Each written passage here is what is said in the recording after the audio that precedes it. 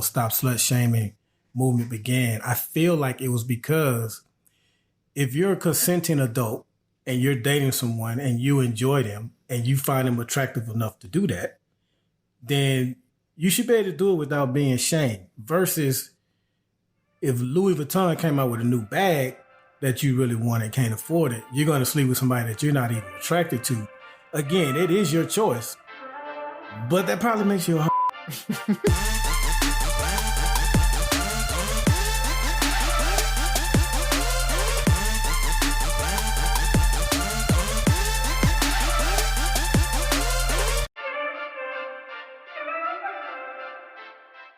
What up? It's Three Brothers No Sense, your favorite barbershop style podcast. I'm Tavares Ferguson, aka Ferg, joined my co-hosts, Razi and Buff. Fellas, you know what to do. Beyonce is now the highest selling female recording artist for a tour in history, meaning that she beat out Taylor Swift. So, yep.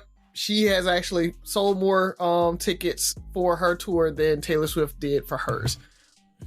And I blame Travis Kelce. But either way it goes. That's shout out to B. Again, we say she's the GOAT. Yeah, she is the GOAT of pop. At this point, would it be pop?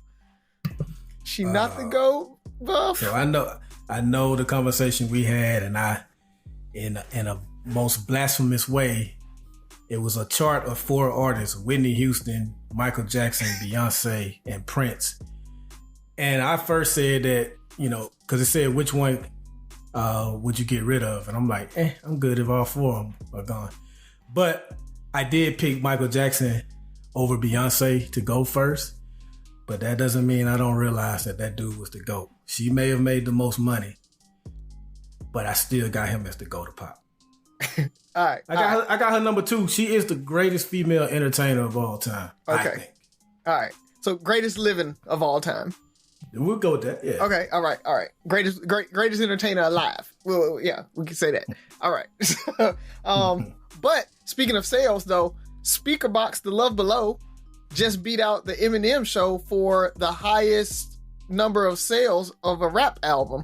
So now Outkast is actually the highest selling. They have the highest selling album in history of rap. Wait a minute, Eminem Show was more than the Marshall Mathers LP? Yep. What and also, don't they count it as twice since that's a double album? No, they're counting the sales of the album. So it's Speakerboxxx Love Below. Yeah. / Love Below. Yeah. What sparked that? I mean, that came out in 2000. The anniversary, probably. It was the 25th anniversary of it, like last week. Maybe. No, not 25th. That came out in 2004. I'm thinking about Equipment Anna. I'm thinking about Equipment. Oh, okay. Yeah. But it's just it was, people have still been buying that album. Like, I don't know many people that's going out still buying the Eminem Show. And so it's funny. They've constantly been kind of keep going up. I'm going to pull this up and I'm going to show you the last thing I was listening to on literally. I literally was just listening to this on Spotify. Yeah. And you also have to think now they count streaming services as sales too. And so like you said, people still listen to a lot of those songs. So baby, it was me. Ferg, you're the one that pushed them over the top. Yeah, I literally was listening to this. Insert an applause line on that one right there, Razi. I literally was listening to that today. Like between it might have been you or it might have been Jimmy Butler, because it looks like he wanted to be in the Hey Ya video. My baby don't mess around because she love me so. Did y'all see that picture though, man? I got so many questions. I'm a Miami Heat fan. I'm not in the organization. I got so many people like, what's going on? So, but for anybody who's never had braids, a lot of times braiders blow your hair out and they press it. And so I'm just thinking that he had it pressed or he got it blowed out, didn't have a chance to get it braided up. And he just was like, you know what? I'm going to do it. Nah, buddy, that was intentional. That boy came with that sitting over that one eye. He kept. They're calling it the emo look. Yeah, that is. Yeah, but man. I mean, in the words of Riley Freeman. Hey, man, that dude can ball. He can ball. He can ball. If you saw, did you see the video of him in the photo shoot with was that Bam Adebayo? I didn't see it. Like they just couldn't take him seriously because he was like flipping his hair and everything. Yeah, he called the lady over to fix his hair. Like, can you? and he was like, nah, dude, I can't even play like this. Yeah, so it is what it is. Yeah, man. But that's been about it. Oh, on Castlevania Nocturne, I told you guys about it. I did get a chance to watch that over the weekend, and it is as good as I thought it was going to be. So again, if you're into vampire shows, if you're into kind of goth type stuff, it's really, really, really good. So just go check that out, man. It's well worth. They're 30-minute episodes. I think it's only like 6 or 7 episodes, so you can get through it really, really quickly. So go check that out, man. It's good. Did we mention I feel like we mentioned that a while back. Toys R Us coming back. We did it. Yeah. We talked about it after the they said it. They announced it, but I think they're opening stores now. Yeah, but I think I'm hearing rumors it's going to be like on cruise ships and stuff like that. So it's not going to be in airports. It's not going to be anywhere like in a regular retail area. Yeah, I don't think they're ever going to bring back the Toys R Us that we knew, where you go in and it's like a full department store type thing. I think it is going to be smaller, kind of almost like what KB Toys used to be. Yeah, in specific the only thing spaces. Yeah, it was funny because I don't know. I was with the kids the other day. We went to go see the Paw Patrol movie Saturday morning, and part of me's like, well, I was planning what my next move was while the Paw Patrol movie was going on because I just really wasn't watching the Paw Patrol movie, but which wasn't bad for a kids movie. It's entertaining for little kids, but I was like, man, maybe we'll go to, because they were talking about the new toys. Hey, buddy. And I was like, okay, maybe I'll go to, some place and get them the new Paw Patrol toys. And it was just like this almost depressing knowing that all we could do, the best case scenario was a couple of aisles in a Walmart. Like they'll never get that experience of going to a huge blowout toy store like that. Unless they, and if it is, it's going to be some, specialty toy store. They'll never get the KB toy store thing in the mall. Because I probably went to KB more than I went to Toys R Us. Mm-hmm. Yeah, because you stopped by KB anytime y'all went to the mall, right? So you at least got a chance to walk through and do that. But KB was, like you talk about the aisles of Target, KB was smaller than the aisles that's in Target or Walmart as far as toys. I guess it was a whole experience of just like, I'm in a toy store. But maybe they can do pop-up toy stores like for the holidays. I think around Christmas, right after Halloween, start setting them up. And if I was them, I would try to get some space in like Times Square or something like that. You know how they have the M&M store there? I think they'll do really, really well in really touristy spots that kids go to. So then kids would go and they would have that experience and do stuff like that. Same way the M&M store does. They would be competing with FAO Schwartz in Times Square. Yeah, but like people aren't going to FAO Schwartz like with their kid. Like normal people aren't going to FAO Schwartz spending $30 to get their kids a toy. Like going in there, the cheap what is it? A teddy bear is like $200, $300 there. So it's crazy. I don't know. Yeah, I mean, not saying I've been in there or anything, but yes, it's expensive. Yeah, that's pretty damn expensive. Buff, do you want to give us a kind of a quick recap of what happened this week? Not in really. Politics? Not really. We avoided the shutdown. I was happy about that. Last time we recorded, I was feeling the pressure of the possibility of not getting a paycheck. So I was happy they reached a deal on that. They decided to pass a CR, continuing resolution for the uninitiated, that expires November 17th. Razi and I were talking before we started recording. It depends on who they elect, the House elect as their next speaker, on whether or not I think they'll go into a shutdown or not. Because if they, elect someone that is hell bent on sending a message by shutting down the government, then that's exactly what will probably happen. So I'm hopeful, but we'll see. Because not getting a paycheck, but still having to work on top of that is not ideal. But right now, man, Republicans on the House side are in disarray. And while I try to never criticize Congress because of where I work, but I just feel like this is a fact. We have never had a Republican speaker that didn't leave, a successful Republican speaker that didn't leave under some type of embarrassment, shame, or scandal since the 1950s. And I don't even know about the one in the 1950s because I haven't looked up what they did. But if you think about McCarthy, first time ever got ousted.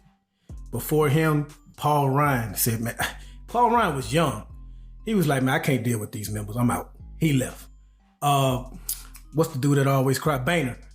Boehner was like, you know what? I've had enough of these cats. I'm out. Before him, it was Dennis Hassert, who had a little... that whole Penn State scandal with molesting little boys, he had that going on. Then Newt Gingrich. You all know how he left. He left. So, and before that, there's a bunch of Democratic speakers until the 1950s. So I would stress, if you are a member of the Republican Party, to choose wisely because you don't have a good record on past speakers. So that's what's going down with that. It seems to be strike season. We have another strike, the largest healthcare strike ever with Kaiser Permanente. We just got over the actors, the writers. Writers, they just ended theirs. The UAW, they're still in their strike, right? Yep. Yeah, they're still, yeah. And they had a sitting president stand on one of their picket lines with them. I think that was the first time ever, or first time in a long time. Man, COVID caused so many problems, not related to the obvious, like as far as death and sickness, but you got workers, because a lot of these, especially like with UAW, they gave in a lot of concessions, during COVID. I think these workers at Kaiser, same thing. And now they want what's coming to them and they're not getting it. So they're like, okay, we're striking. So it's just interesting to see how these people are, fighting for their demands and things like that. And I just mentioned how it's tough to not get a paycheck. That's got to be a hard thing to decide. We're going to be willing to go without in order to hopefully win the long-term war, man. So it's just interesting to see how all of that turns out. And last, man, I just want to say free Commander. Free my dog Commander. Literally. The White House's dog, President Biden's dog, has been kicked out of the White House after several reports of Biden's Secret Service agents. This dude ain't getting no trial. He wasn't seen before no judge or anything. They just kicked this man out without any type of due process. And I'm not saying he's not guilty, but he at least needs his day in court. So free my dog Commander. Oh, man. Oh, I will say with the Writers Guild, did you guys hear about Drew Barrymore? I think is her show or whatever. Her writers, even after the strike ended, they refused to go back to her show because she was going to try to start her show back up and cross the line. So they refused to go. So she has no writers, even though the writers strike stopped. So wow. Yeah, dang. It's crazy. I didn't know she had a show, so that's news to me as well. Yeah. Yeah, don't really follow Drew Barrymore like that, but hey. With that being said, we saw Ollie. Is Sophie up? She is. Hold on one second. Let me see. Make sure she's not in the bathtub.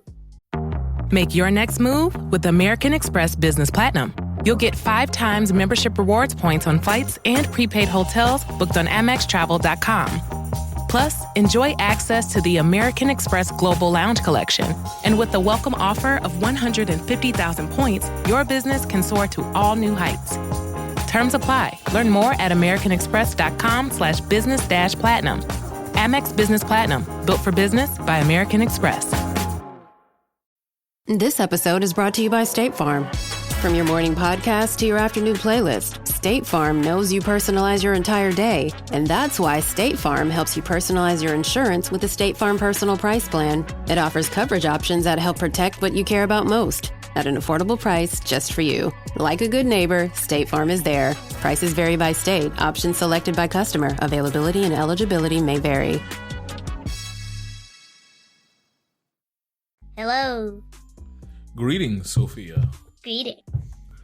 How's it going? Very well. How's it going? Fantastically well. I must say. Mine's going fantastically fantastic. Is your hoodie on backwards? Yes. Any particular reason? Because I put it on backwards. Okay. Is that what your kids? That's what your kids do now? That's what cool kids do. Oh, okay. It's coming back. We had a group back in our day called Crisscross, and that's literally they used to dress with their clothes on backwards. Maybe I'll join that group. Yeah, because he does put his shirt on backwards every morning. Yeah. He has to fix it every morning. Some people just don't learn. I guess he's ahead of his time. No, that wouldn't make him ahead of his time. He's behind his time. Yeah. Yeah. It's weird. Well, all right, fellas, let's go ahead and jump into Yeah. it. Sophie, I'm ready. I feel like I have the answer. No. How does Darth Vader like his toast? On the dark side? Yeah. Right? Dang it. Yeah. Now what am I supposed to do? Told you I was What feeling do it. I The force is strong on this one. do? No. Are you looking up a new one? Yes. You can't She has stop to. me. She has to win. Yes, I do. It's not about winning or losing. It's about how. No, it is about winning or losing. Yeah. 'Cause if you're not first, you're last. Yeah, I got one. How do you fix a cracked pumpkin? With a pumpkin patch. Yeah. I was. Yeah. No. Yeah. She learned a lesson. She's like, No. Don't give him time. Don't give him time. Yeah. It's not gonna happen. Yeah. Well done. I just say it's got it. I'm not letting it happen again. It's not Have gonna you had your- slide next week. I'll be back next week and it'll be better. Enjoy New York. Oh yeah, enjoy New York. So Razi, have you had your pumpkin spice latte yet? I haven't. I'm not a huge pumpkin spice person, so yeah, I don't really care for it. That's just surprising. I just feel like every seasonal Now when that McRib comes back, fad, Oh, it's back, isn't it?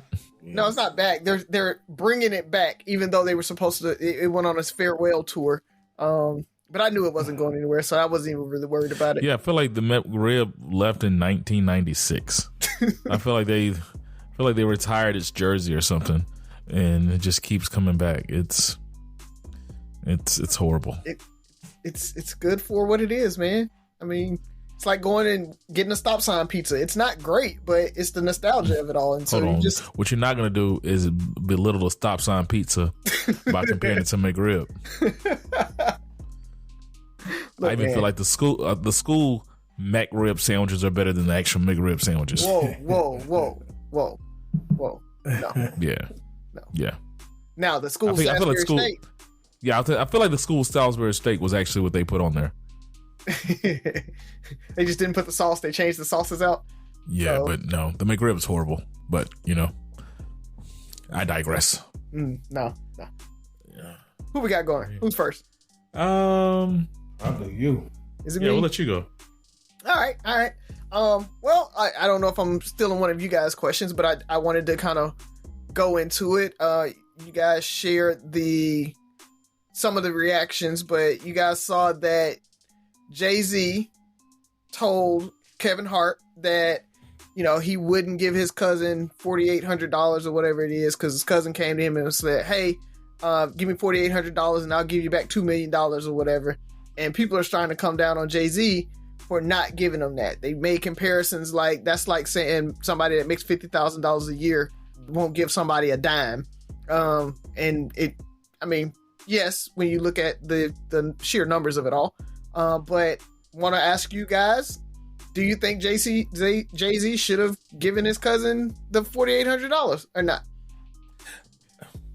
Well, Both y'all like, well, we don't know how many times he has given the relative that money before. He was talking about the time that he hasn't, and people jump off. Let me first start off by saying, no one is ever obligated to give anyone else a single solitary penny. I think we take that for granted on what people should do, and we get into pocket watching. Well, you make this, so you mean to tell me you couldn't do this? I could, but I don't want to. So I just want to say that first and foremost. With that said, if I personally have the net worth that Jay-Z has, and let's say, you know, he scrutinizes every single relative that asks money of him like this, $4,800 versus what he's worth, I think I would probably do it, but I'm not anywhere near that position that Jay is. And it's probably hypocritical of me to say, because I've told a cousin or two no, and I don't make even a percent of what Jay makes. So I guess it can be a case by case basis. I think we're just focusing in on this time he told this hypothetical. Oh, was it hypothetical or did this really happen? it really happened. He was telling that story of him and his cousin. So, and people were bringing up examples of, you know, Jeff Bezos getting a loan from his father. We know Mitt Romney got a loan and all that stuff. Those are your kids. That's different. Now, if he tells us a story about how he told Blue Ivy that he did, you know, but I can't say he's wrong. I can't say he's right. It's his money. Who knows how often he's always probably hit up for money. He probably says yes 9 out of 10 times. And this might have been that one time he says nah, because we do know he's willing to. We've heard about him paying the bail for Black Lives Matter prisoners and things like that. We've heard of him, you know, giving money, getting his philanthropy on and stuff like that. So I don't know if we can call him selfish. This just may be the one time he said no. But you know, Twitter, social media in general, it's a mob.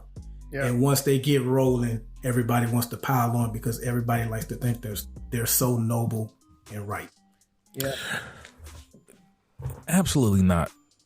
I mean, if that's the case, every time a bum on the street asks you for $1, you need to give it to him. Yep.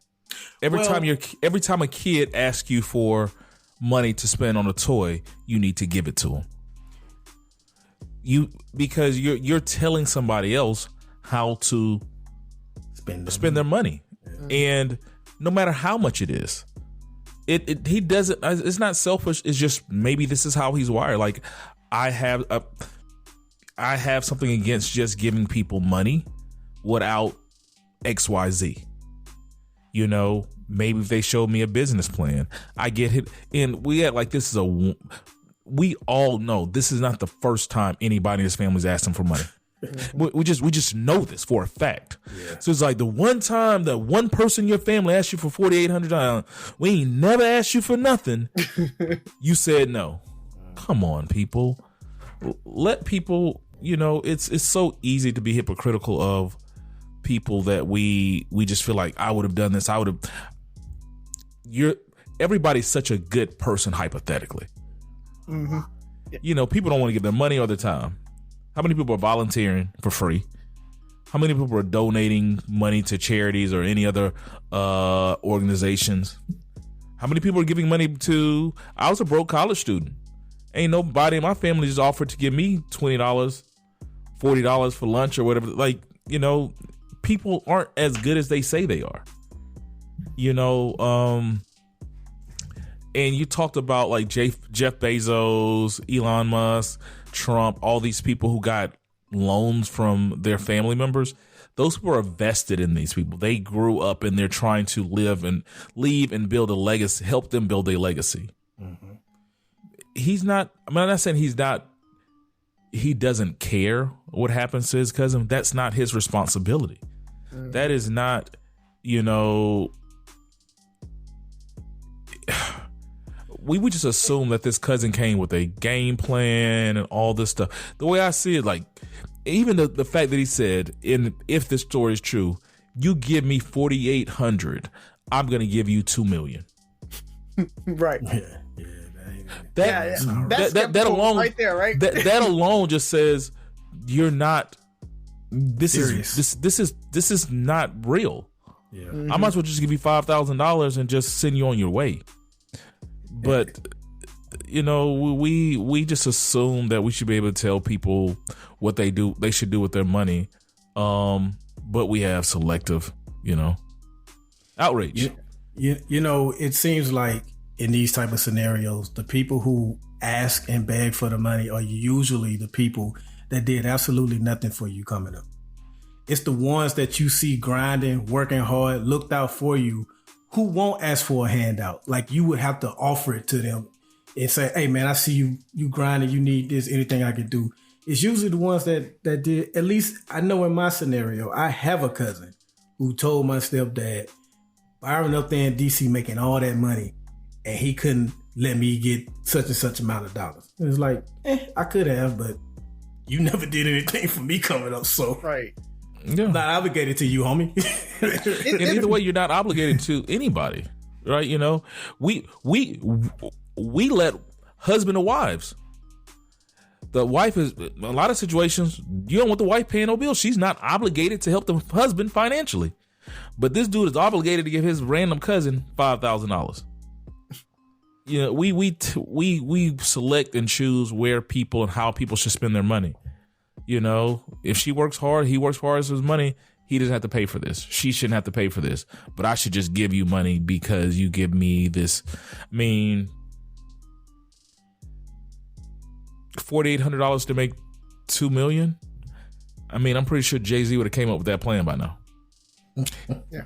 Or if it was a well thought out plan, if it was a well 20 and make 4,800, he would have been like, "Hey, I'm gonna give you 20,000, right? Yeah, like you said, like you don't need 48, I'm gonna give you 20 because that's a great plan." But I've seen it multiple times where people come to you with the idea, and they need an influx of money for the idea, but don't have a business plan, haven't thought it out, don't know actually how they're gonna do it. I have a friend that literally tried to do that to me and was like, Razi, I need you to make me a business plan, and we are gonna need $10,000 to start it. And by the way, I'm not in the same city as where we want to start it, so I need you to go make all the contacts and everything. And I was like, wait a minute, this sounds like a whole lot of work for me to start your business. And I was just like, no, I'm not gonna do that. So, like, I really feel like he definitely didn't have it well thought out. He was really just asking for money. And the other part that I think a lot of people are forgetting about, and maybe you guys may not know it. So for listeners, the whole conversation wasn't actually about the $4,800. It was about Jay saying when he went home, he wanted to feel like comfortable, lay his head down, not worry about. He wanted to feel like Sean. Yeah, and like just be like, I just want to hang and laugh and talk with y'all and joke with y'all. I don't want to be in business mode. And so you pitching me at the cookout, at my mom's house is kind of like an automatic no, because it's like I'm not in that mode right now. And that's really what he was talking about. And that's another one that I feel is like going home and wanting to just chill and hang out with your family and not talk business and not get into that and not try to explain to somebody what the stock market is, because that's another one that happens to me a lot. You go home, you're with everybody, and they like, Razi, explain this and what's going on with that, and you end up in this teaching mode instead of just being able to kind of chill. And so there's another part of it that I'm like, I feel Jay on a lot. Well, Razi, I'm just trying to learn where to put my money, dog. You ain't got to call me out like that. But, and it's different when we're in a general conversation and everybody is there. Or, like when you be like, Razi, I got to talk to you about something. Or, hey, remind me, I need some advice on this. And then I might be like, well, let's go ahead. Let's talk about it. What's up? But at least you come and you're not like, we need to talk about it right now. Right? Like, and it's one of those... we talk outside of it, right? So like, I feel comfortable in that conversation with you because we've had that conversation before, and now we're together, and let's keep talking and all that. It's not, I haven't talked to you in 20 years, and now you want to tell me, hey, it's me, Peanut. Hey, hey, you remember me, Peanut? You know, like. So I think I know what you're saying. I think I may be in the minority on that part of it. You're a billionaire and you're a superstar on top of that. You can't expect to go home and be able to be Sean Carter. I'm sorry, that's something you forfeited. What do you mean, why? That's just how it is. That's the only explanation I can give you. That's how it is. There is no way you're going to be a superstar rapper married to a superstar pop star who Razi called the GOAT at the top of the show and be worth billions of dollars and think you're going to go home to your family in South Carolina somewhere and nobody ain't going to say, let me hold something. That, I'm sorry. That is just impossible to think. And you know what? It might be impossible, but he's already like, when I'm at home in North Carolina, South Carolina, whatever's it, I'm not talking business. So you can have all the, like, you can be my cousin and tell me there's no way he gonna think he gonna come home and ain't nobody gonna ask for anything. Well, you can ask all you want. The answer is no. Well, yeah, I'm with you on that. And the thing about it is, that's probably part of the reason is like, man, you don't even respect me enough because you know how if you knew me, you knew how my world is. I'm coming home to get away. I'm coming home. Hey, cuz when you leaving, can we chop it up before you leave? You know, I'm gonna hit you. You know, I'm gonna hit you up when you get back in New York. That's different. Like, you respect my time. You want to talk to me about the kids. Talk to me about life. Talk about family. But you want to talk about business, especially like we were saying. If that's all, we never talk. Like, this is your one time to get in front of me, and it's the only thing you had to say to me. You wasted your breath. Like, we're not even on that level. Like, how you just gonna ask me for money? We don't even talk. The only reason you coming by his mama house, who all over there? That's where I feel like the conversation went. Jay there, I'm gonna come when Jay get there. You know, like, you know, when Sean get there, I'm there. Rather than, you know, you every time I call my mama house, you over there. Oh, Peanut on the phone. He want to talk to you. No, it's, you only do it when it's convenient for you. And I'm not saying that's what happened in the situation, but I feel like home is the only place you get to escape. You know, I feel like that's why people go home to escape. You know, a lot of the parents and stuff still, you know, you talk to some people like their parents still treat them like they're not a star. You know, they still treat them like the person that they raised. And that's why they go home. That's why they get away. Next time, Jay, use your connections to get them on Shark Tank and let them see just how much of a plan they don't have. Right. And say, hey, you know, if one of them accepts your plan and invests in it, I'll triple it. Right. You don't owe them that. You don't even owe them that. It's more funny that way, though. It's more. That's how you teach a lesson, though. You teach a lesson. You know what? I don't even have to. You're a cockroach. This is a horrible idea. I don't even have to. You need to take this idea to the barn and shoot. I don't even have the patience to teach you. Like, teach you the lesson, right? It's just like, nah, I'm good. You know, you asked me $5,000. The answer's no. Like, let's keep it moving. You ain't have 5,000 when you got here. I hope you weren't planning on me. Like, I was in the last step in your plan. Like, I hope that's not the case. But on the other hand, if you're saying, hey, I have this idea, it's going to cost $25,000 to get started. I've raised 20. I've saved. I've done this to get, I'm asking you to be the last, my last angel investor, whatever the case may be. Because when you show me you've done work, because I've done stuff where I had to fundraise and it's like, okay, you've put in some work. Now let's talk. Yeah.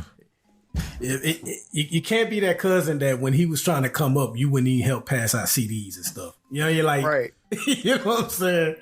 Like, you gotta have, Ferg makes a good point. Like, you gotta be a relative that's close enough or that has put in the work. I've raised $20K.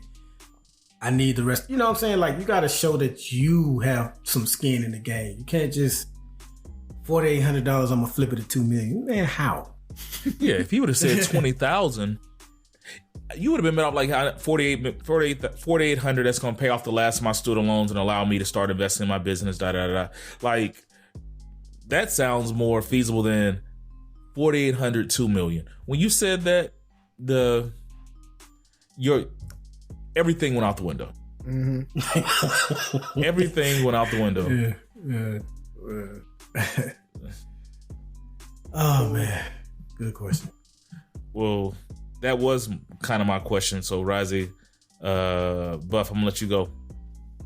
Man, this is a question that I had written down the last 2 weeks and scratched it out. I was like, I'm not gonna ask. I'm gonna go ahead and ask though, man. I forgot the girl's name. Is it Brittany Renner? She recently said she got like 35 bodies on her. Yeah. Or something like that. I think 36 or 37. Yeah, something like that. And, you know, if you go back before that, Amber Rose kind of made it to where she definitely drove the whole you can't slut shame anymore and things like that. So I want to ask, because people were defending Brittany as well, saying that shouldn't matter. Why do men care about a woman's past in the first place? And to a certain degree, I do agree with that. I think the last question a man should ever ask a woman is how many people you've been with, because the number is always going to be too high. She could say 2 and that's going to be too much for you. But I want to ask you guys, is there such thing as a Is there such thing as a And if so, what is a Is that even still a bad thing now? Or are we in this now sexual liberation to where, you know, it's their body, they're allowed to, as long as they're not hurting anybody, they can do what they want, and we shouldn't care about the past. Doesn't matter if you're a hoe, and what is a hoe? Yes, there's a yes. I don't know why that was funny. I don't know why. But at the same time, I think we are in that era of a woman's body is her choice and all of that. And let me kind of explain. In my opinion, a woman's body count doesn't equate to her being a like, she can, if she is out there, she's doing her thing, and, you know, she's in college and she had 10, 15 dudes over the 4 or 5 years in college, whatever, you know, 3, 4 dudes at the same time, one night, whatever. I mean, it is what it is. But I don't think that makes her a hoe. What I think makes her a hoe is if she has like no morals when it comes to kind of the dating environment, right? If she is sleeping with that homeboy, maybe a couple homeboys at the same time, that I think is what makes her a. I don't feel like she's like Brittany Renner, I think is 36 and she's been through 36 dudes. That's like less than 2 dudes a year, right? She could have dated every dude for 6 months to 8 months and hit that 36 number pretty easily in that time frame, right? I mean, even if she started at 18, that's 2 dudes a year. So, I mean, would you consider somebody a hoe if they slept with 2 dudes in the course of a year, right? Like, you have to think about the age that she's at and that type of thing. And like I said, I mean, I'm not judging you if you're out and you like, hey, I'm gonna have a one night stand and that is what it is, and I walk away. But if it's I'm smashing all the homies, if I'm like, you know, being passed around with the 2, 3 dudes and they know and they laughing about it, and that I think is a little different. That's when I would consider you more of a hoe. Like, it's the ideas behind that, right? Like, you're not kind of following, I guess, more of the social norms of that part versus just body count wise, if that makes sense. Yeah, well, I will agree with you that there are these out here. Our definitions, I guess, are similar. I don't necessarily equate body count to being a asterisk. It can play a part. But at the same time, for me, it's more so your mindset around sex. when you using sex to take advantage of a situation, whether it's to gain money, items, to manipulate somebody, all those things, then yeah, that's a. She only messes with dudes who get money, so she can get money, and by no, like that's the only reason she's with him. If you have enough money to get her, then you got her. It has nothing to do with the substance. I'm okay with women and men being sexually free. So if this same chick, if she just really likes, started 18, 36, 2 guys a year, but she's sexually free. She's working towards whatever her goals are, career goals, life goals, whatever, and she enjoys sex. And it's one day it's a broke dude. The next day it's a CEO of a Fortune 500 company because it was a connection and she got what she needed to out of that situation. That wasn't a financial gain or put her in a better situation. Like, she didn't sleep with a dude to get a new job. She didn't sleep with somebody to, get a promotion. She didn't, for money, for groceries, whatever the hell it may be, to get flued out. Those aren't the things.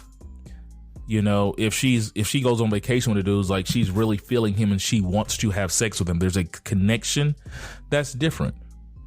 So there's that. But at the same time, I want people to be realistic in saying, why does it matter? Because it all matters. Guys being short matters. Guys being broke matters. Your body count can matter. You can have any preference you want. Why does he care? Depends on why she slept with 36 dudes. Is her decision making, does she have daddy issues, attachment issues? Is she alcoholic and she sleeps with a new dude every time she gets drunk? And so now I can't date you because I'm scared. You gonna go out, you gonna get drunk and you gonna end up cheating on me. Right. Yeah. All that matters. Yep. You only, when you get angry, I'm a great girlfriend until I get mad and we get in a fight and I'm gonna prove you wrong by sleeping with somebody. Like, we don't know what those things are. And it doesn't matter because if call it his insecurities, because I know that's the word that they're going to use because, guys can't have their opinion on anything that isn't necessarily aligned with what the women want to do. Then, okay, he's insecure and he doesn't want to date a chick that slept with 36 dudes. Okay, that's fine. Call it whatever you will. It all matters, because I was debating with somebody the other day about this same topic, and it was, well, women don't care. Well, you can. Like, women give God, women really don't ask about the body count. Like, you have all the same rights and privileges as men.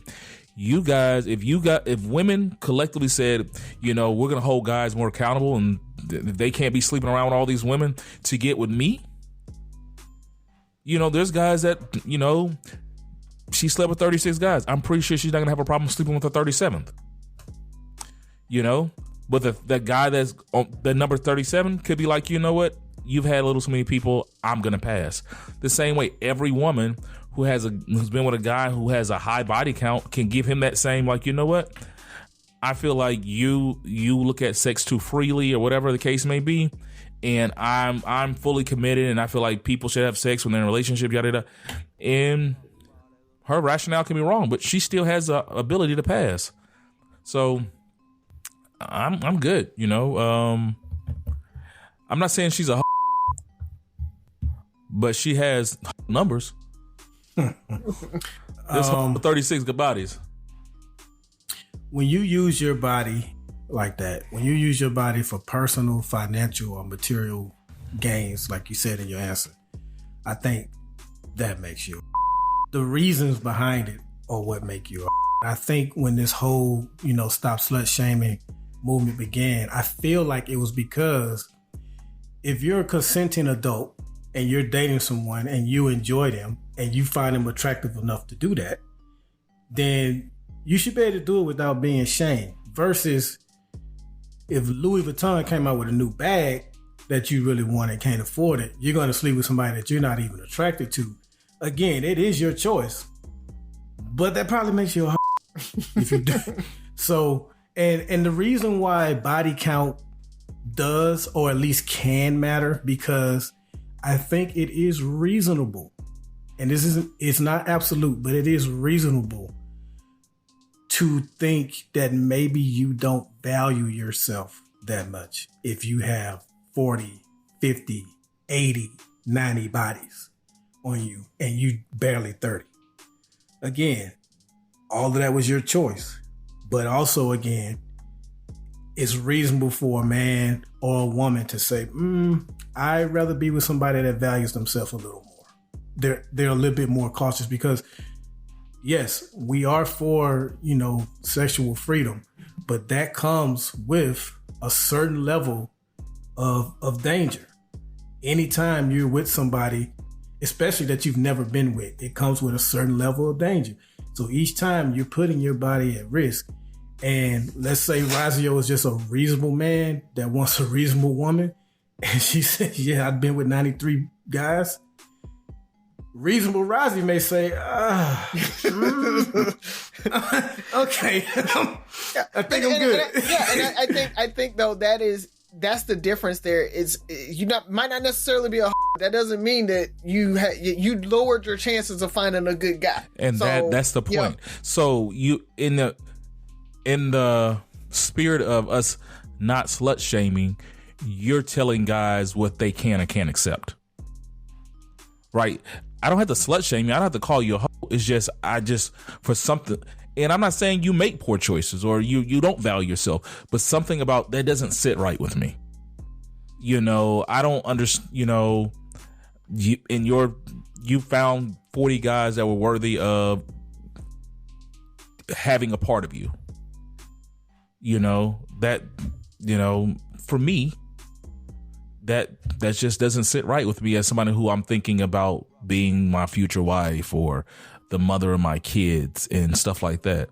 Now, if you were, like you said, and I might miss out. And the thing about it, we get mad at the fact that people might miss out on people. I might have missed out on a perfect person because I didn't like her body count. That's me. That's cool. There might be a guy who, when you say 50 or 40 or 35, whatever the case may be, he might be like, cool. He might not ask. He might be cool, or he has a deeper conversation and understands your connection with sex. And women may not care about a man's body count, but there are quite a few that care whether or not they have kids. So we all have our discriminations that we have. Kids, money, whatever it is. Like we pick and choose. We got to say, well, stop account shaming.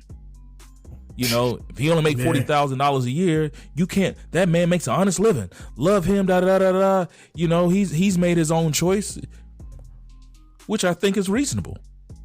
But at the same time, I can't fault a woman for not wanting to date a guy that makes $30,000, $40,000. Because the same thought process. You're 40 years old and you only make $30,000, $40,000. What have you been doing with your life? Did you go to college? Are you thinking about going back to school? What do you do? The same way. So you're almost 40 and you slept with 60 guys. What have you been doing with your life? How'd you get here? Like, once you married for like 2 years, like when did you start having sex? Did you start having at 15 or 12? Like all these things, all these questions are reasonable questions that I might not deserve an answer to, or you might not give me an answer to, but it's a question nonetheless. Yeah, and they're reasonable questions, right? Like, I think that's the other part about it is if somebody asks your body count, it is a reasonable question. You can answer or not, right? But if they want to know, then I do feel like it's a reasonable question on whether they want to continue that relationship or not. I would never ask it, but I don't want to know. I don't. Don't tell me. Yeah. All righty. We got time? Yeah, we should be. Okay. So my question. So we're in October now. This is today is October 5th, first week in October, and we just left September. And so September was National Hispanic Heritage Month, right? You guys knew that? Mm-hmm. Did you guys do anything special to celebrate? Buff, you said you didn't even know it, right? So the only reason I do because Disney Plus had the little Hispanic Heritage bar that came up. Yeah. So my question is, how do you or we celebrate or recognize non-Black groups or groups that don't relate directly to our ideals or lifestyles? What is the expectation? Should we do something to celebrate months like National Hispanic Heritage Month? Because we always talk about allies and standing with people, or we want people to stand with us, but other people have their own issues, they have their own celebrations, and I'll use myself and a vast number of people I know. I feel like we only concentrate on the things that are relative to us. So how are we supposed to? What is our what's the expectation of us and others? Like, how do we get better? How do we start recognizing, or should it even matter? I mean, I definitely think it should matter, right? And we should celebrate, acknowledge, those. But I mean, if we look at September was Hispanic Heritage Month, Blood Cancer Awareness Month, Library Card Sign Up Month, National Suicide Prevention Awareness Month, and World Alzheimer's Disease Month. And so with any type of philanthropy or service or just service in your community, you have to pick and choose because your time is finite. And so I think it's one of those things that you acknowledge those times if you come across those types of things.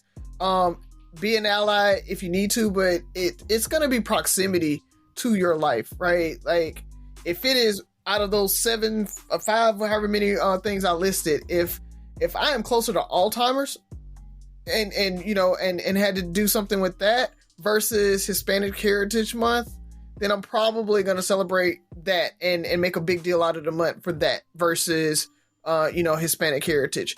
Now if I married a Hispanic lady, more than likely I'm going to celebrate that more, right? It's proximity to whatever that celebration is, and being an ally for them, and standing up when you need to stand up, right? Like, George Floyd was a good example.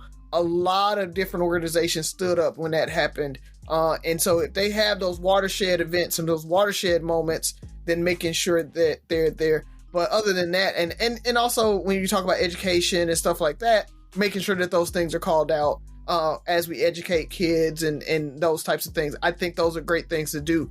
But I don't think it's something that I'm like, every month I got to go and celebrate some nationality. Like, it becomes a little too much at that point, right? Unless I have some skin in the game to make sure that I'm doing those types of things. Okay. So it's just a time constraint more so than anything for me. Okay. So you named 5 to 7 things. You say you pick and choose. Did you celebrate anything in September? Which one did you pick? Oh, I didn't celebrate anything. I was just trying to I'm just trying to live my life right now. Like, soccer was the thing I celebrated. But it's one of those things that, did I share something about it? Right? No, not this month. But like this in October, it is Native American month, and we went to a field trip with the kids to a reservation, and they had a festival and everything, and we went to that. So we did celebrate this month in doing that. So it's just, like I said, it's time, and it's, do I get a chance to celebrate it? Do I get a chance to do something, to participate in something, to celebrate it? It's when I have a chance. But I'm not super going out of my way to do it. I hate to say it. I'm not close enough to it. It doesn't affect me enough. Okay. But all right, so yeah, it definitely matters, but I'm consistent. I really do anything to celebrate any of it. I mean, on Black History Month, it's cold. Juneteenth, I make sure I don't work. And all these other months is like, okay, that's cool. For me, it's all about being showing humanity. So when you say we need allies, we do, but it shouldn't matter whether or not, like, I don't care how much you celebrate Juneteenth or Black History Month with us.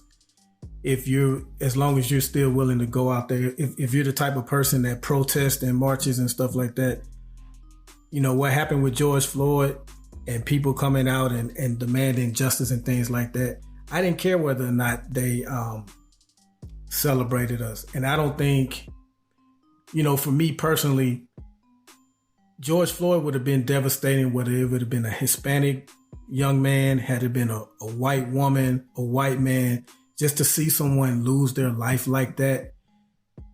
No, I haven't celebrated Native American Month or Hispanic Heritage Month, anything like that.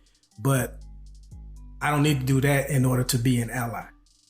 I can be an ally when I see an unjust thing against a group of people like that. So it does matter, but I think it's just the type of person you are. Like, if you're the type of person that looks forward to these type of things each month, and like celebrating and doing different things, I would say it helps to be consistent and keep that same energy with each month. But for me, I'm the opposite. I'm consistent in not doing anything for anyone. But I do recognize certain injustices and when bad things happen to groups of people based on the group that they are.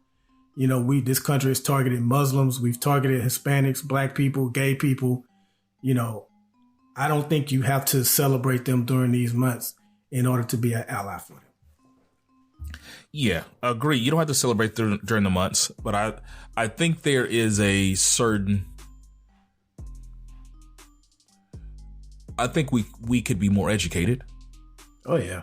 You know, like I think I dare say we expect everybody to know that February is Black History Month. But at the same time, we probably couldn't name anybody else's months outside of Black History Month. And it's not about just celebrating. I just use that as an example because, you know, there's things that we expect people to be aware of just to be, you know, like, how do you not know that February is Black History Month? You know, any of your coworkers, if it's February 15th, like, it's like, oh, this is Black History Month? Like, dude, how do you not know it's Black History Month? You know, like, you would almost look at them like, are we friends? Are you racist? Like, you would look at them different. But yet and still, there's no other non-Black group that we celebrate. But I also wanted to talk, and I'm glad you brought up George Floyd, because we talk about causes. You know,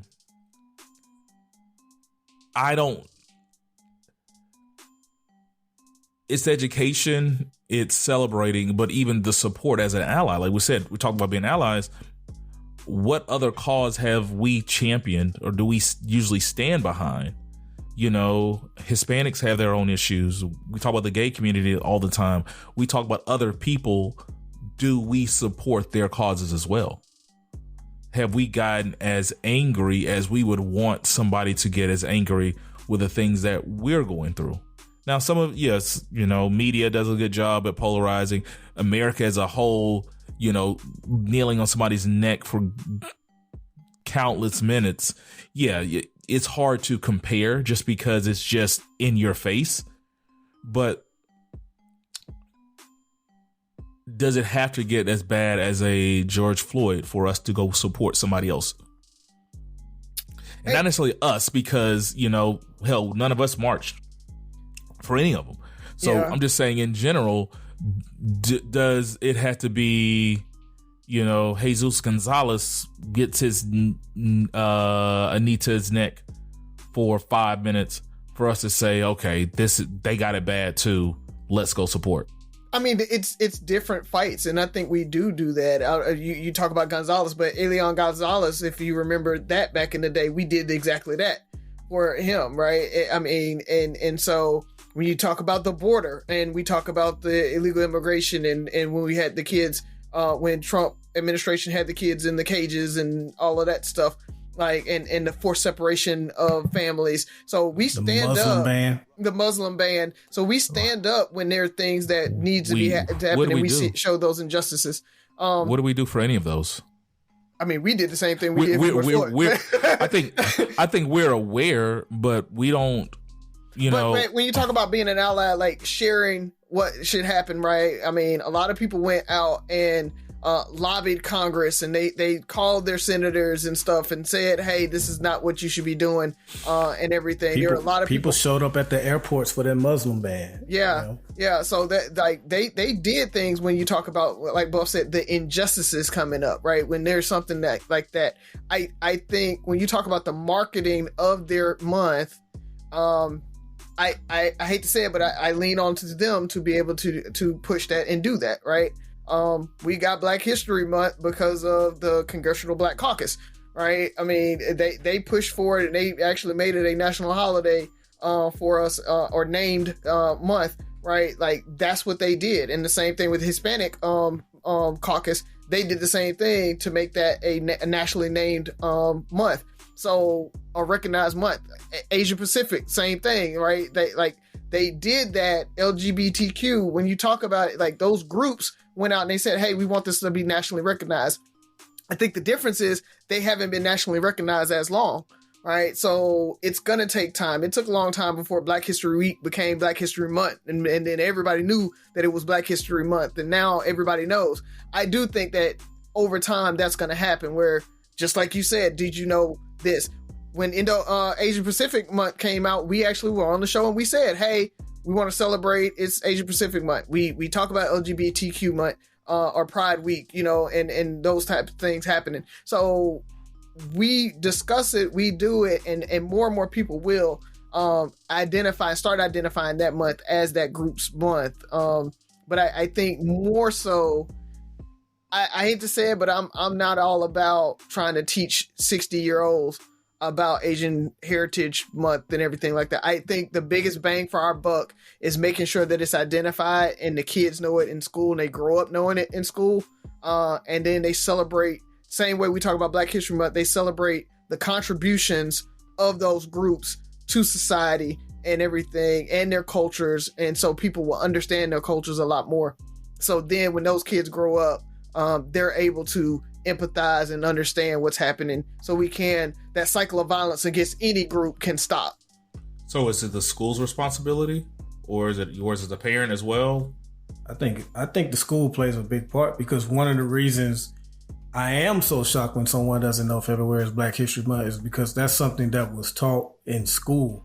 I don't remember any of the other months being recognized for some of the other people, but I do remember, because all we learned about was Martin Luther King and Rosa Parks. But every February, it's Black History Month. McDonald's has the commercial, So that's why. So awareness begins with the schools. And, definitely parents can always chime in and help promote it as well. So nobody under 18 is going to learn it. I'm more than likely the parents are going to get, like, anybody with a child under 18 is going to end up learning it too, because that kid's going to come back and say, it's this month, we're learning about whatever. So if you're an involved parent, learn about Common Core math. Yes, exactly. You learn about it, and so it's an easy way to get those parents and those adults and get them involved. I think, going back to our effective thing, right? What's the most effective way to get that out there? And I really feel like that education system is the most effective way to get that word out and be able to identify those months and when they are and what you're talking about. It's very difficult for a parent. Like I said, like last month, I didn't have a chance to look at any of that because I just was busy. I think when you talk about trying to educate adults with that, it's way more difficult. And organizations do it a lot too. I know our organization, they send out our EBRGs and everything, and they say, hey, it's Hispanic Heritage Month and we're doing this event and you guys are invited and blah, blah, blah, blah, blah. So larger companies I think help a lot too if they have those business resource groups and heritage groups as well. So, and I'm glad you brought it up because it gave me perspective, I agree. Education has to start. I mean, schools, because most of us don't know, but we have to be open. Like, we have to realize that just because we didn't learn it, that we shouldn't learn it. Because you brought up Common Core math, and we talk about that, but the same way kids come home talking about Common Core math and parents push back, like, I don't need to learn this, I'm not in school, or they don't want to learn it, man, they're just going to default back to what they know. So if the same way, you know, a parent doesn't want to teach a kid Common Core math, because there was just a post the other day, and then people were just pissed, you know, like, Common Core math is like teaching kids freaking to be an atheist, or, you know, devil worship or something. Like, it was just like, it seems like it's met with that same vitriol. Those are the same people that thought we were going to turn into zombies when the doggone national emergency thing came out. I don't listen to those folks. So. But you got a lot of people, let's be honest, a lot of people aren't fans of Common Core math. Oh yeah. And so I feel like the same thing, if somebody came back saying, hey mom, dad, we got to learn about Asian Pacific Heritage Month, you know, with the same parents that are like, I don't got time for all that. You know, hit me up when Black History Month come up. You know, hit me up. You know, I can tell you about Rosa Parks and Martin Luther King. So we have to be open to the change too, and I think acknowledge the fact that it's going to be a challenge that we would have to adapt to too. Like, we're going to have to be more open to say, hey, for these movements to exist, it has to be effective. It doesn't have to be right, but it has to be effective. And we have to be a part of that, you know, to help other people move along. So with that being said, let's go ahead and close it on out. This episode is brought to you by Indeed. When your computer breaks, you don't wait for it to magically start working again. You fix the problem. So why wait to hire the people your company desperately needs? Use Indeed's sponsored jobs to hire top talent fast. And even better, you only pay for results. There's no need to wait. Speed up your hiring with a $75 sponsored job credit at Indeed.com/podcast. Terms and conditions apply. Only thing I got, man, is I am going to New York this weekend for Haley's birthday, but once this drops, we will be back.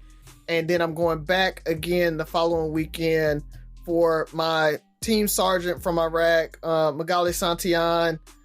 I really appreciate you, everything that you've done. She is actually making Command Sergeant Major, and for those who don't know, that's the highest enlisted rank that you can make in the Army.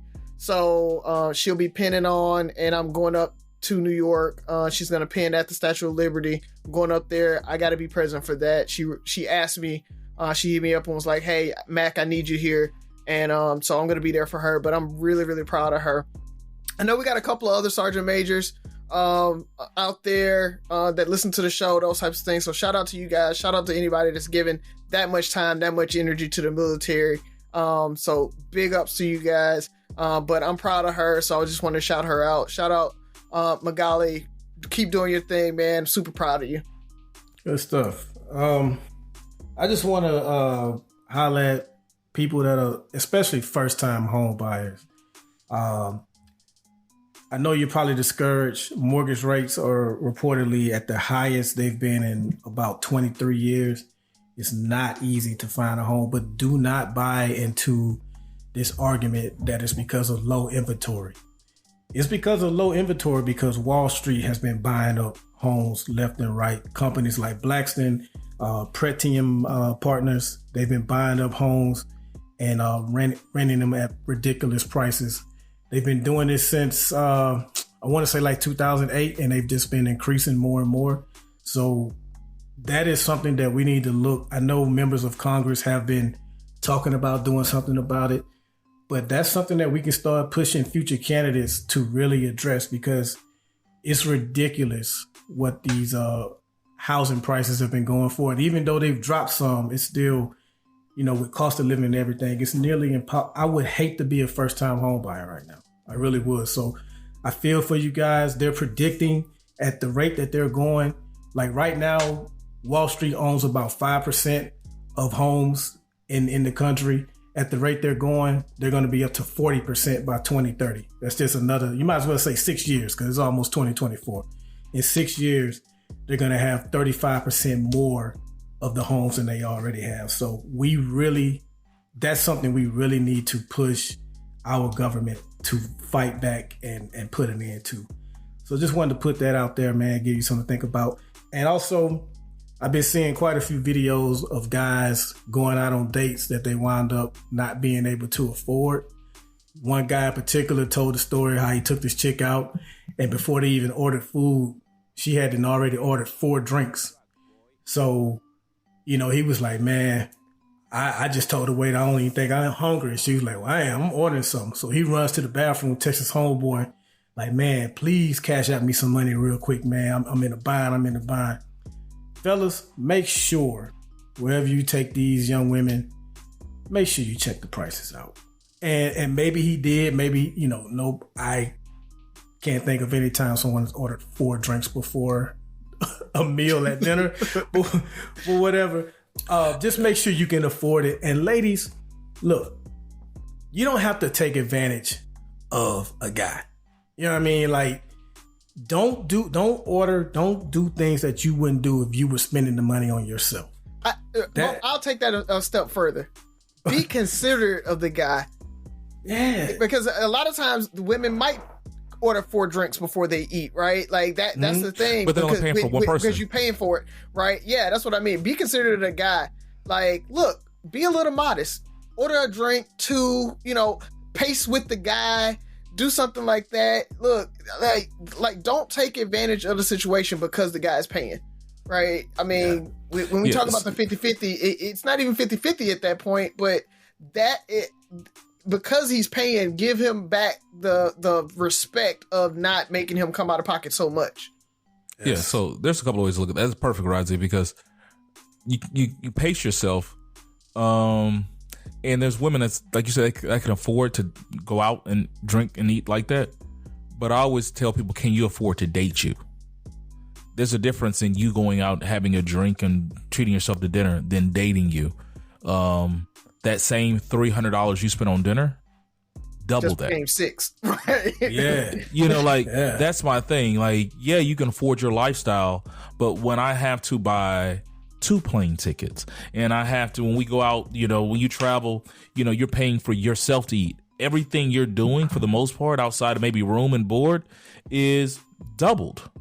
So if you got a $1,500 budget to go to Paris, that becomes $3,000. You know, and it's just difficult. So don't do that. And Buff, they can look at the price, or they could have been there before. Like, you go to a restaurant, you might say, okay, when I go here, we spend about $200, $300. Mm-hmm. That's kind of what you're planning for. But when $300 turns to $500 because you ordered 4 drinks before dinner even started, you know, and you're like, the drinks themselves are $25 a drink. I'm about to say, depending on the city you're in, that's $20. Yeah, like, so you're looking at that, and then you got a tip and all that stuff. So you're like, man, I go here all the time. I spend about $300. You know, and now we're already for the food. Yeah, so that's just sad. There's people who just feel like they should take advantage of people, or that's the expectation to date you, and that's why you're still dating. But that's a whole nother conversation. I keep hearing how difficult dating is, so I just want to start with. Everybody be considerate of one another. Fellas, be considerate of that woman's time. Ladies, be considerate of that man's wallet. And there are other considerations to consider, but let's start with being considerate, and we can slowly end these gender wars. That's all I got. Yeah. So mine isn't a gender war thing. My thing is a war against everybody who is supporting this notion that Colorado is like a new HBCU. Oh, that's pissing me off. Have you seen the HBCU shirts with Colorado CU for Colorado University on there? No. I'll send it to you guys. It pisses me off because there's so many people. I know people said they were going to buy it. And I'm like, that is just disrespectful to HBCUs, period.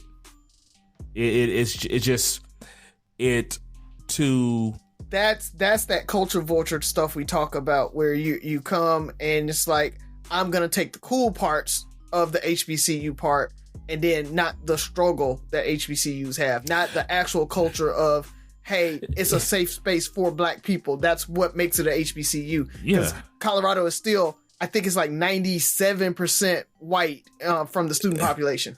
It's 2%. It's 2% black, and even the state is 12% black. So if Colorado was the university was 12% black, and you're representative of your the population, that still would make you a HBCU, but it shows that you're underrepresented. So I just sent it to you guys in the group. I've seen so many people support this. There's people on this kick. It is not a HBCU. It's not close to HBCU. I'm not even talking about the struggle. Take the band and all this stuff. The history. That's the first word in HBCU is historical. Mm-hmm. The history that was made at these HBCUs. You're talking about people like Booker T. Washington, Carter G. Like it's freaking. It's infuriating because people want to pin this.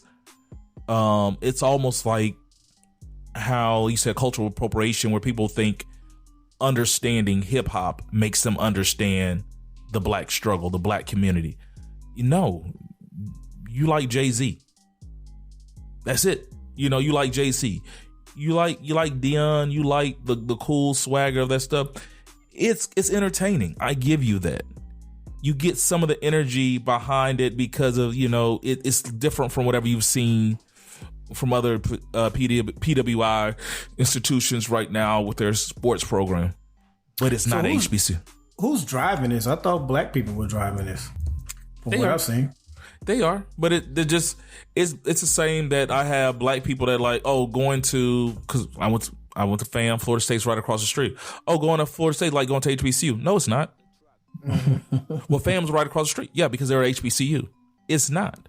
The fact that you have to have a black student union, and I'm not saying one is better than the other. I'm just saying it's not. You can't keep comparing the two. Now, there are challenges and struggles that you have at a PWI, but it's still not a HBCU. It's still the history behind it.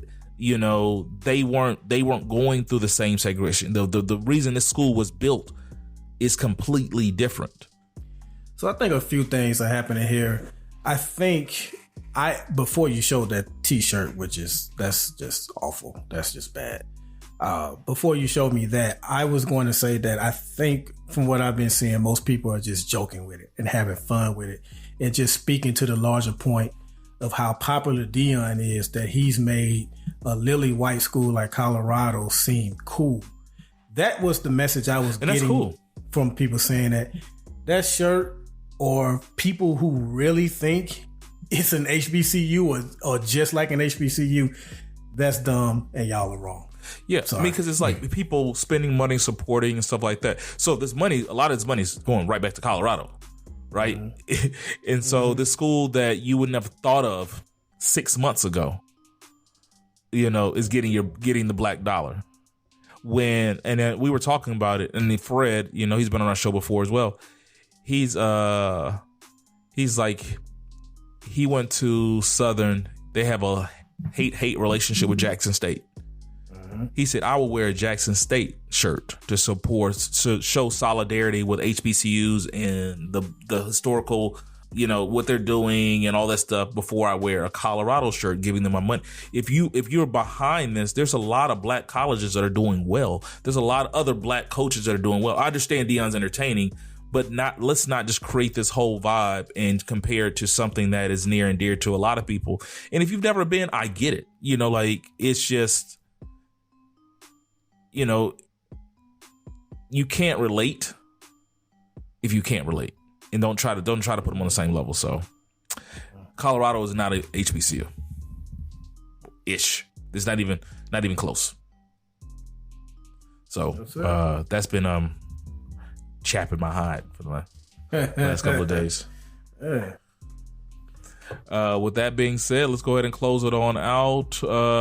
Anything else? Any last words? Shout out to Contentville. Thank y'all for tuning in. We appreciate you. Yep. All righty. With that being said, Three Brothers No Sense, your favorite barbershop style podcast. 6 Rules of Podcast. Listen, like, share, subscribe, comment, and most importantly, listen again. Talk to you next week.